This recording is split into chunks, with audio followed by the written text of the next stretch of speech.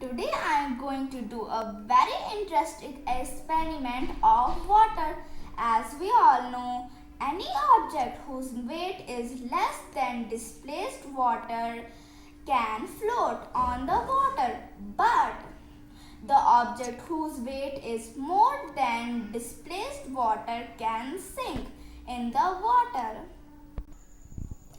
Here, the lemon weight is more than displaced water, so it will sink in the water. But now, this lemon will float by magic. See how lemon is floating on the water? There is no magic behind this, but I can float any object which mostly sink in the water. It is just because I added salt in the water, which increased the density of the water. Even we can also float on water if we don't know swimming. Yes, there is a sea called Dead Sea.